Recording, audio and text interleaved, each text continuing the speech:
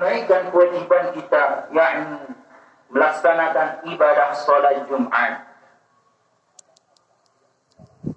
Salawat dan salam kita layangkan kepada baginda kita, suri tauladan kita, kekasih kita, Nabiuna wa Maulana Al-Mustafa Muhammadin sallallahu alaihi wasallam. Biqauli Allahumma salli ala Sayyidina Muhammad wa ala ali Sayyidina Muhammad. Semoga kelak kita mendapatkan syafaat beliau di yaumil qiyamah. Amin Allahumma amin. Ma'asyiral muslimin rahimani wa iyyakumullah. Kemudian tidak bosan-bosannya khatib berwasiat kepada diri pribadi dan untuk kita semua pada umumnya agar senantiasa meningkatkan kualitas serta kuantitas keimanan serta ketakwaan kita kepada Allah Subhanahu wa taala dengan senantiasa berusaha melaksanakan segala yang diperintahkan Allah Subhanahu wa taala dan meninggalkan hal-hal yang dilarang oleh Allah Subhanahu wa taala. Hadirin jamaah Jumat rahimani wa iyyakumullah. Insyaallah pada Jumat minggu kali ini khatib akan menyampaikan tema khutbah 5 karakteristik pemuda ideal. Jamaah Jumat rahimakumullah. Bangsa Indonesia memiliki satu hari yang bersejarah dalam kehidupan berharga dan bernegara, yaitu lahirnya pertemuan para pemuda dari berbagai daerah. Mereka mencari solusi terbaik bagi kemerdekaan Republik Indonesia. Hari itu kita kenal sebagai Hari Sumpah Pemuda yang jatuh setiap tanggal 28 Oktober, yaitu bertepatan pada hari ini. Semangat juang para pemuda dalam perjuangan untuk meraih kemerdekaan patut kita acungi jempol dengan keadaan yang serba darurat dan fasilitas yang minim. Tidak mengendorkan semangat berkorban yang berkibar di dada. Jauh sebelum itu semua telah lahir dari rahim sejarah Islam pemuda-pemuda ideal, sehingga Rasul sallallahu alaihi wasallam pernah bersabda, para pemuda bersekutu denganku dan orang tua memusuhiku. Perjuangan dakwah Rasulullah sallallahu alaihi wasallam tidak bisa dilepaskan dari dukungan kaula muda. Di sana muncul babul ilm, pintu ilmu, yaitu Sayyidina Ali bin Abi Thalib, Sayyidina Usamah bin Zaid, Sayyidina Abdullah bin Abbas, sang turjumunal Quran, yaitu juru bicara Al-Quran, dan masih banyak lagi sahabat-sahabat yang muda yang mendukung perjuangan Rasulullah SAW. Ali misalnya, dia menjadi pahlawan di beberapa peperangan, bahkan perang Khaybar, menjadi saksi bisu atas kepahlawanannya. Pernah diriwayatkan bahwa beliau berkata, demi jiwa anak Abu Thalib yang berada di tangannya, seandainya aku terkena 1000 hantaman pedang, hal itu lebih baik bagi diriku, lebih ringan bagi diriku untuk aku harus mati di atas ranjang daripada aku harus mati di atas ranjang. Lain pula dengan Usamah bin Zaid, dia dipercaya sebagai panglima pasukan yang diutus melawan negara superpower saat itu, yaitu Romawi. Begitu juga dengan Abdullah bin Abbas, kedalaman ilmunya, dan ketajaman pikirannya menjadi sosok yang tiada bandingannya pada saat itu. Beliau sangat begitu istimewa. Ma'asyiral muslimin rahimani wa iyyakumullah. Berkaitan dengan Hari Sumpah Pemuda, kita temukan setidaknya 5 karakteristik pemuda ideal. Yaitu yang pertama, memiliki keberanian, memiliki jiwa syuja, keberanian. Pemuda ideal adalah pemuda yang berani menyatakan yang hak itu hak dan yang batil itu batil. Lalu siap bertanggung jawab serta menanggung resiko ketika mempertahankan keyakinannya. Contohnya adalah pemuda bernama Nabi Ibrahim alaihissalam. Beliau yang menghancurkan berhala-berhala kecil, lalu menggantungkan tapaknya di leher berhala yang paling besar untuk memberikan pelajaran kepada kaumnya bahwa menyembah berhala itu, yaitu menyembah selain Allah Subhanahu wa taala, sama sekali tidak ada manfaatnya. Kedua, memiliki rasa ingin tahu yang tinggi untuk mencari dan menemukan kebenaran atas dasar ilmu pengetahuan serta keyakinan. Artinya seorang pemuda yang baik tidak pernah berhenti belajar dan menuntut ilmu. Karena memang hadirin hafizani wa iyyakumullah, dikatakan syubbanul yaum rijalul ghad. Pemuda hari ini adalah pemimpin masa depan. Pemimpin yang bagaimanakah? Pemuda yang bagaimanakah yang akan bisa menjadi pemimpin pada masa depan kelak? Yaitu pemuda yang semangat, yang optimis, tidak menyerah untuk terus-menerus menuntut ilmu, terus melatih otaknya dan mengamalkan ilmu-ilmu yang didapatkan. Bukan pemuda yang kerjaannya hanya berbaring saja, hanya santai-santai saja, hanya bersantai berjalan ke sana kemari, tidak tahu arah, banyak yang sia-sia waktunya. Padahal perlu kita perhatikan bagaimana kemajuan daerah kita ke depannya, bangsa kita ke depannya itu tergantung bagaimana pemuda kita saat ini.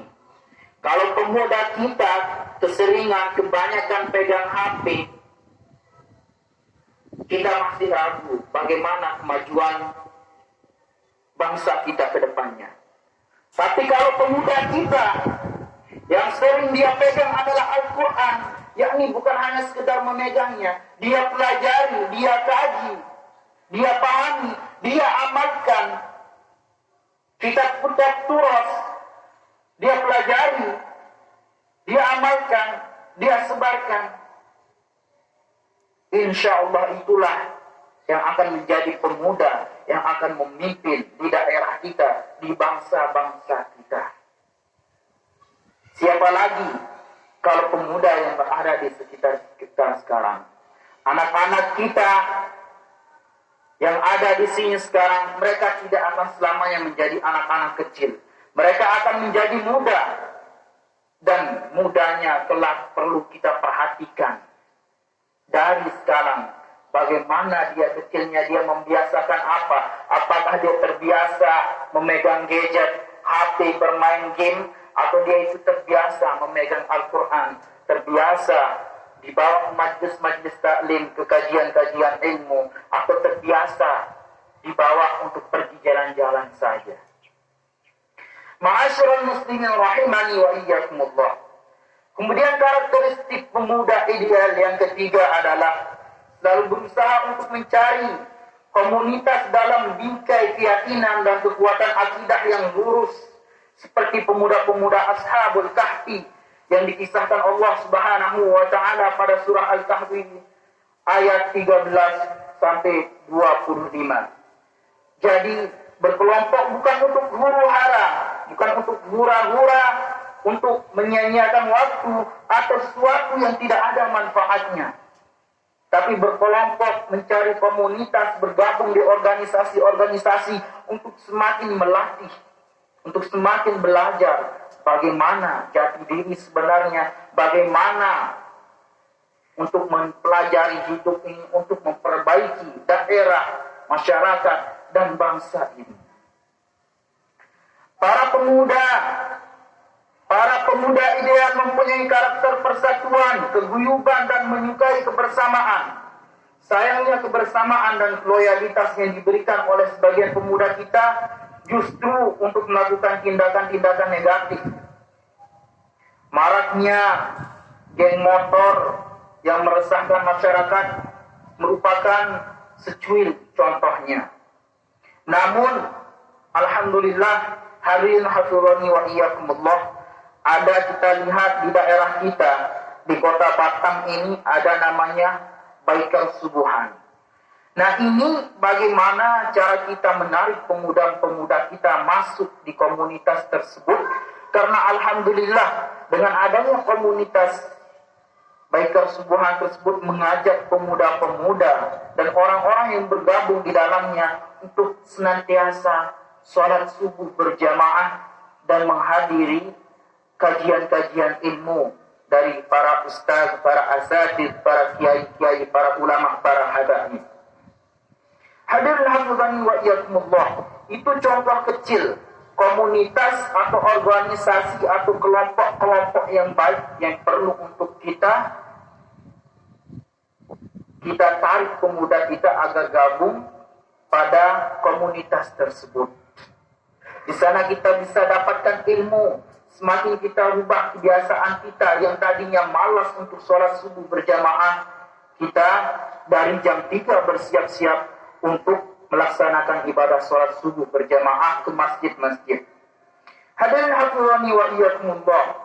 Kemudian karakteristik pemuda yang ideal yang keempat adalah selalu berusaha untuk menjaga akhlak dan kepribadian sehingga tidak terjerumus pada perbuatan asusila. Hal ini seperti kisah Nabi Yusuf dalam surah Yusuf ayat 22 sampai 24. Kisah Nabi Yusuf sangat layak dijadikan pegangan para pemuda.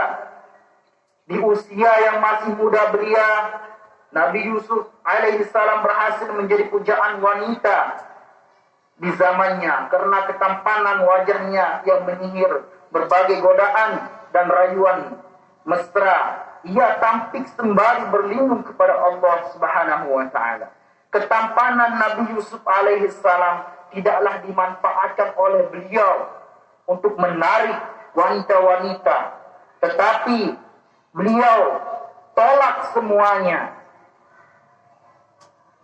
Beliau tetap taat kepada Allah Subhanahu wa taala, tidak tergoda dengan godaan duniawi, yaitu wanita.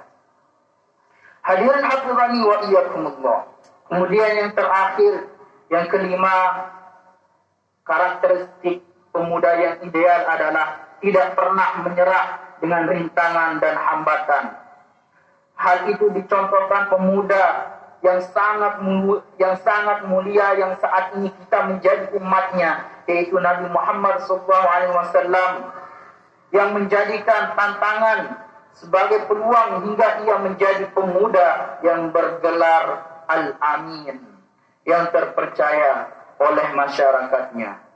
Sejak kecil Nabi Muhammad SAW telah bekerja dengan kedua tangannya, membanting tulang peras keringat sebagai ikhtiar mencari karunia Allah Subhanahu wa taala yang terhampar di muka bumi ini.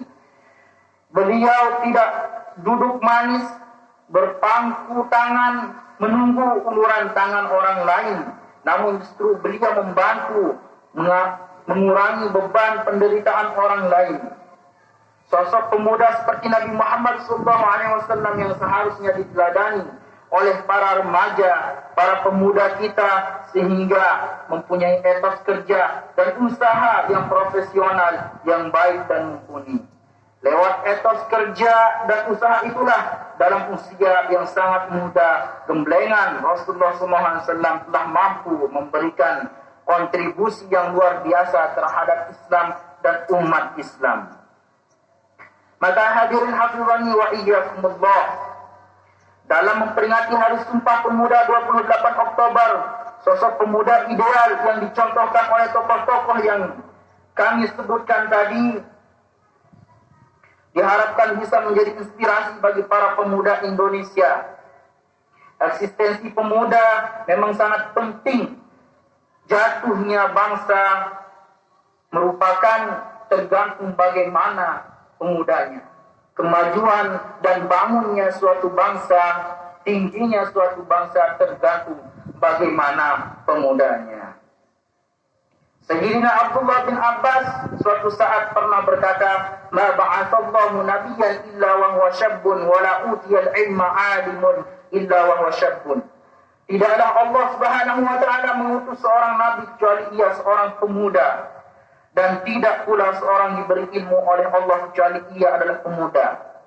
Maksudnya adalah masa-masa muda ini adalah masa keemasan, di mana kita bisa dengan mudah meraih segala sesuatu. Di masa muda inilah tempat kita bisa kita meraih impian, cita-cita kita. Di masa muda inilah masa keemasan, bergantung kepada kita bagaimana bangsa kita ke depannya maju dan tidaknya. Ma'asyiral muslimin rahimani wa iyyakumullah. Maka semoga ada manfaat dari khutbah yang disampaikan oleh khotib untuk khotib pribadi dan untuk kita semuanya. Dan semoga kedepannya pemuda-pemuda kita ini menjadi pemimpin-pemimpin yang bisa mengayomi masyarakatnya dan bisa membangun bangsa. Barakallahu li wa lakum fil Qur'anil 'azim wa nafa'ani wa iyyakum bima fihi min al-ayati wa dzikril hakim wa taqabbala minni wa minkum tilawatahu innahu huwal ghafurur rahim. Allahumma salli wa sallim wa zid wa an'im wa taqabbal wa barik بجلالك وكمالك على زين عبادك واشرف عبادك سيدنا ومولانا محمد وسلم رضي الله تبارك وتعالى عن كل صحابة رسول الله